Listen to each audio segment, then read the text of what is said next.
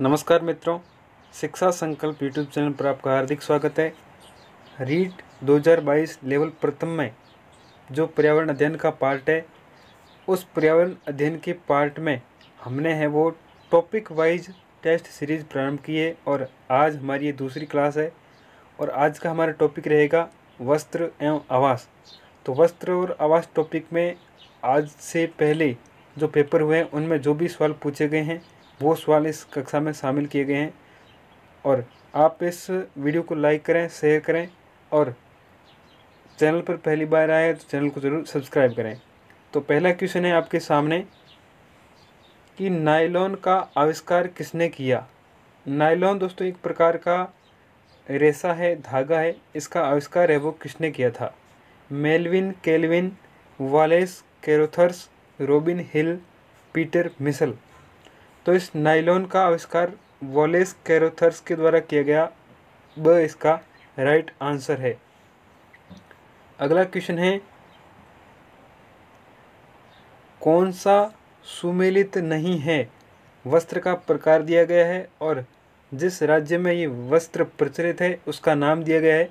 तो आपको इसमें से छांट करके बताना है कि कौन सा है वो सुमेलित नहीं है। फिरन जम्मू कश्मीर में, पानो भाजू पश्चिम बंगाल में, राहिदे हिमाचल प्रदेश में और फुलकारी पंजाब में। तो दोस्तों फिरन जम्मू कश्मीर में एकदम सही है। पानो भाजू पश्चिम बंगाल, ये इसका राइट आंसर होगा क्योंकि पानो भाजू है वो पश्चिम बंगाल का ना होकर के ये है वो असम का वस्त्र है। तो इस क्वेश्चन का राइट आंसर ब होगा। अगला क्वेश्चन है, कुत्ता मछली डॉग फिश का आवास है। दोस्तों ये कुत्ता मछली एक मछली की प्रजाति है। इसका आवास कौन सा है। नदी, झील, तालाब, समुद्र। तो दोस्तों इस कुत्ता मछली का आवास है वो समुद्र है। द इसका राइट आंसर है। अगला क्वेश्चन है, कश्मीरी चोगा कहलाता है। कश्मीर में है एक तरह का चोगानुमा वस्त्र पहना जाता है जिसे हम कश्मीरी चोगा कहते हैं। इसको है वो क्या कहा जाता है। फिरन, अंगरखी, बुगतरी, अचकन। तो साथियों जो कश्मीरी चोगा है उसे हम फिरन कहते हैं। ये एक पायजामे नुमा लंबा लंबा वस्त्र होता है। अंगरखी, बुगतरी, अचकन ये तीनों है वो राजस्थान के ग्रामीण क्षेत्रों में पहने जाने वाले वस्त्र है। अंगरखी है वो शरीर के ऊपरी भाग में पहनी जाती है जिसमें है वो कपड़े से ही बटन बनाए जाते हैं।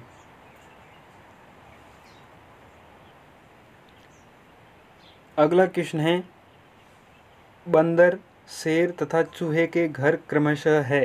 बंदर, शेर और चूहे के जो आवास है वो आपको क्रम से बताने हैं। घोंसला, पेड़, गुफा, गुफा, बिल, पेड़, पेड़, गुफा, बिल, बिल, पेड़, गुफा। इस प्रकार के जब भी आपको क्वेश्चन मिले उसमें सबसे पहले आप है वो सीरीज़ के हिसाब से चलें। सबसे पहले बंदर की बात करें तो बंदर है वो पेड़ पर रहता है। तो इसमें इस हिसाब से घोंसला कट गया, गुफा कट गई, बिल भी कट गया और पेड़ है वो बंदर से संबंधित है। तो स इसका सही जवाब होगा। शेर है वो गुफा में रहता है, चूहा है वो बिल में रहता है। तो इसका सही जवाब ऑप्शन नंबर तीसरा। अगला क्वेश्चन है, निम्नलिखित में से कौन सी सामग्री घर बनाने में काम नहीं आती है। जो घर का निर्माण किया जाता है उसमें कौन सी सामग्री है वो काम में नहीं आती है। दोस्तों नहीं है या आती है, इस प्रकार के क्वेश्चन में आप विशेष ध्यान रखें। इस नहीं की वजह से है वो आपका क्वेश्चन गलत हो सकता है। तो कौन सी सामग्री है वो घर बनाने में काम नहीं आती है। सीमेंट, लोहा, पत्थर, स्कूटर। तो इसमें है वो स्कूटर है वो घर बनाने में काम में नहीं आता है। द इसका राइट आंसर है। अगला क्वेश्चन है, निम्नलिखित में से कौन सा पत्थर राजस्थान में घरों के फर्श बनाने के लिए उपयोग में नहीं लिया जाता है। जो घर के फर्श बनाए जाते हैं वो फर्श बनाने में कौन सा पत्थर राजस्थान में काम में नहीं लिया जाता है। संगमरमर, कोटा स्टोन, घिया पत्थर जिसे हम सेलकड़ी भी कहते हैं और सैंड स्टोन। तो दोस्तों इसका राइट आंसर ऑप्शन नंबर स घिया पत्थर या सेलकड़ी होगा। आगे बढ़ते हैं। अगला क्वेश्चन है, ये साथियों क्वेश्चन काफ़ी बड़ा है, तो आप उस हिसाब से देख लें। एस्किमो अपने घर इग्लू का निर्माण बर्फ़ से करते हैं, इसका क्या कारण है? एस्किमो एक जनजाति है जो कि इग्लू एक प्रकार का घर है वो इनके द्वारा बनाया जाता है, जो कि बर्फ़ से बना जाता है। तो किस कारण से इस घर का निर्माण बर्फ़ से किया जाता है? ऑप्शन नंबर पहला है, बर्फ़ ठंडी हवा और पानी को अंदर नहीं आने देता। ब ऑप्शन है, बर्फ़ की दीवारों के बीच मौजूद हवा अंदर की गर्मी को बाहर जाने से रोकती है। ऑप्शन नंबर तीसरा है, बर्फ़ मुफ्त में मिलती है अन्य सामान की तुलना में। और चौथा ऑप्शन है, ध्रुवीय क्षेत्र में केवल बर्फ़ ही उपलब्ध है। तो दोस्तों इसका जो राइट आंसर है वो ऑप्शन नंबर दूसरा ब होगा, क्योंकि जो बर्फ़ की दीवारें बनी होती है उन दीवारों के बीच में जो अंदर की जो गर्म हवा होती है वो बाहर नहीं जा पाती है, जिस कारण से ये है वो आवास गर्म रहते हैं। और इन आवासों का निर्माण है वो सर्द ऋतु में किया जाता है।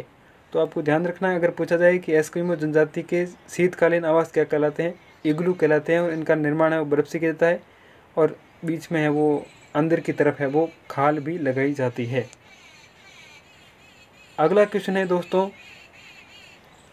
फिरन कौन से क्षेत्र के पुरुषों व महिलाओं द्वारा ढीला ढाला चोगे की तरह पहना जाता है? जो हमने पहले क्वेश्चन में जिक्र किया था, फिरन एक प्रकार का वस्त्र है, ये किस क्षेत्र में पहना जाता है?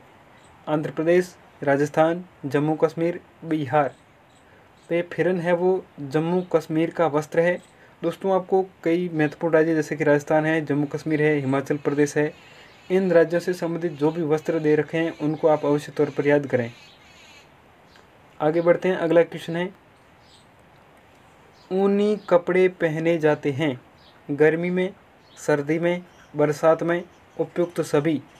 दोस्तों ये जो ऊनी कपड़े होते हैं ये है वो सर्द ऋतु में पहने जाते हैं। ब इसका राइट आंसर होगा, क्योंकि ये जो ऊन से बने हुए कपड़े हैं शरीर की ऊष्मा को बाहर नहीं जाने देते हैं, जिससे है वो शरीर को गर्मी प्राप्त होती है, और ये है वो सर्दी ऋतु में पहने जाते हैं।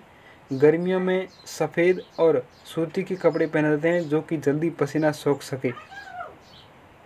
आगे बढ़ते हैं दोस्तों, अगला क्वेश्चन है, कश्मीरी महिलाओं द्वारा सिर पर पहना जाने वाला वस्त्र है कसाबा, फिरन, राहिदे, तरंगा। तो कश्मीरी महिलाओं द्वारा सिर पर पहने जाने वाला टोपीनुमा वस्त्र है जिसे हम है वो तरंगा कहते हैं। द इसका राइट आंसर है। अगला क्वेश्चन है, वस्त्रों की बुनाई में लंबवत दिशा में प्रयोग किए जाने वाले धागों को कहा जाता है। जो वस्त्र है उनकी बुनाई करते समय लंबवत दिशा में जो धागा प्रयोग किया जाता है उसे हम क्या कहते हैं? बाना, ताना, ताना बाना, इनमें से कोई नहीं। तो दोस्तों जो लंबवत दिशा में धागा प्रयोग किया जाता है उसे हम ताना कहते हैं, ये लंबवत दिशा है। और ये है वो ऊर्ध्वाकार दिशा है, क्षैतिज दिशा है। क्षैतिज दिशा में जो धागा प्रयोग किया जाता है उसे हमें वो बाना कहते हैं, और जो लंबवत होता है उसे ताना कहते हैं। और ताना बाना ये है वो वस्त्रों से ही संबंधित है, जो पहले हथकरघा हुआ करता था और वर्तमान में मशीनों के प्रभाव के कारण जो पावरलूम क्षेत्र है वो विकास की तरफ बढ़ रहा है। तो इसमें जो ताना बाना है वो वस्त्रों से ही संबंधित है। ताना है वो लंबवत दिशा और बाना है वो क्षैतिज दिशा से संबंधित जो धागा होता है उसके बारे में शब्दावली है। तो इसका राइट आंसर स होगा।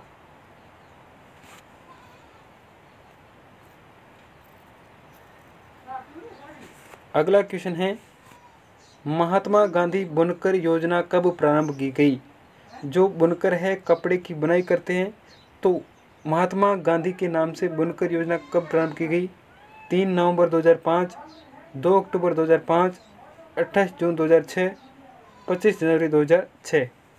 तो ये महात्मा गांधी बुनकर योजना है वो 2 अक्टूबर 2005 को प्रारंभ की गई। वह इसका राइट आंसर है। अगला क्वेश्चन है, निम्न में से कौन सा असंगत है? आपको जो असम्मिलित है वो छांटना है।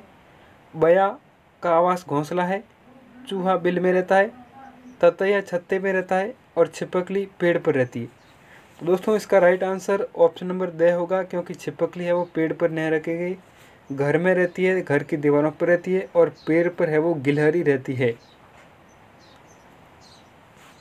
अगला क्वेश्चन है, भील जनजाति के आवास को कहा जाता है? तिपी, युर्त, कू, इग्लू। तो भील जनजाति के जो आयताकार आवास होते हैं जिनकी दीवारें हैं वो अधिकतर बांस की बनी हुई होती है, उसे हम है वो कू कहते हैं। इसका राइट आंसर है। इग्लू है वो एस्किमो जनजाति के शीतकालीन आवास होते हैं। और युर्त ये है वो किर्गिज जनजाति द्वारा एक तंबूनुमा आवास बनाई जाती हैं जो कि अमेरिका में निवास करती है। आज की सीरीज का अंतिम क्वेश्चन है, एस्किमो जनजाति के ग्रीष्मकालीन आवास कहलाते हैं। जो एस्किमो जनजाति है उसके शीतकालीन आवास, इनको तो हम इग्लू कहते हैं, लेकिन जो ग्रीष्मकालीन आवास है उन्हें हम क्या कहते हैं? इग्लू, टापरा, ट्यूपिक, चिकीज। तो ग्रीष्मकालीन आवास को हम ट्यूपिक कहते हैं। इसका राइट आंसर है। और शीतकालीन आवास को इग्लू कहते हैं। टापरा है वो राजस्थान में आदिवासी जनजाति के है वो आवास कहलाते हैं। दोस्तों ये थी महत्वपूर्ण सीरीज़। वीडियो को लाइक और शेयर ज़रूर करें और चैनल को भी सब्सक्राइब करें। और अधिक महत्वपूर्ण जानकारी के लिए आप हमारे जो टेलीग्राम चैनल है शिक्षा संकल्प के नाम से, वहाँ पर अवश्य तौर पर जुड़ें। थैंक यू दोस्तों, धन्यवाद।